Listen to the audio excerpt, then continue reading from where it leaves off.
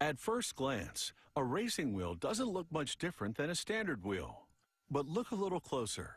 There are subtle differences in the angles and contours that set it apart. They give it the strength to handle the extreme forces of racing and to corner well at high speed, which should have them cheering in the stands.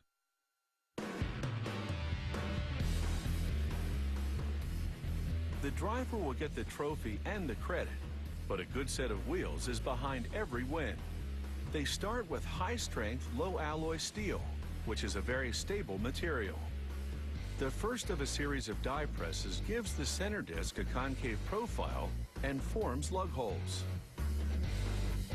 The next press punches a hole for the hub and others called windows. Windows help cool the brakes while maintaining strength where needed. They stamp rings around the windows. This is called coining.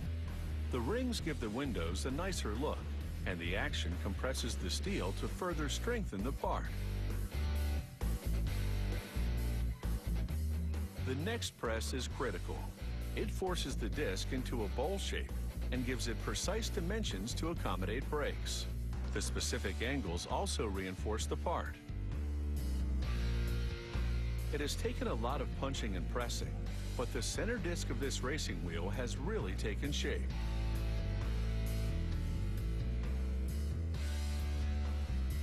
A smaller press now punches out the lug holes that were outlined earlier.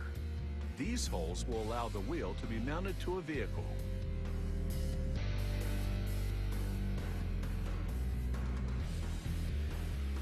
Then the center disc goes for a spin as a series of tools trim it. The part is now complete.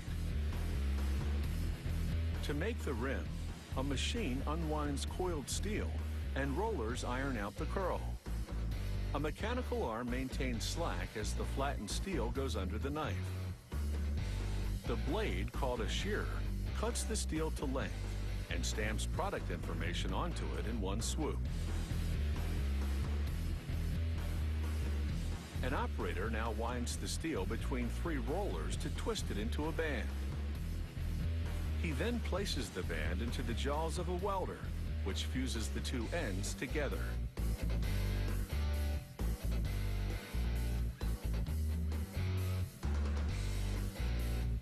He then slides the band into a machine that scrapes off excess material from the weld.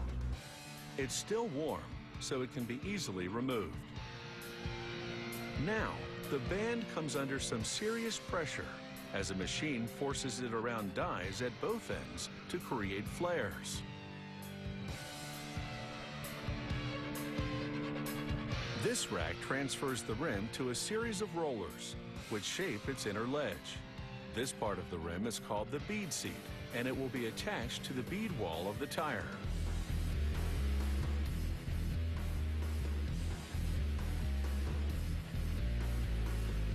They trim the rim to make the edges neater. This finishes off the part. They nestle the center disc loosely in the rim. As the rim spins, they heat the outside with a torch. This causes the steel to expand, and the center disc drops further into the rim. As the rim cools, it contracts, shrinking to the center part. The 2 parts are now interconnected, and a welding job makes the bond permanent.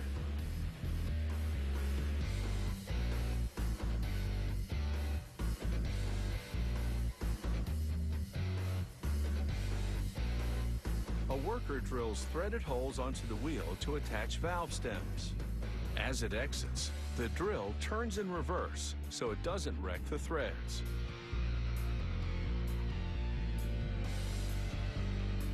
After a fresh coat of paint, they apply a thread locking adhesive to the valve stems and screw them into the holes. The valves will be used to add air to the tires. The wheel rotates as a small roller paints a stripe onto the rim for accent. Then a press stamps a number onto it to identify this wheel in the event of a problem.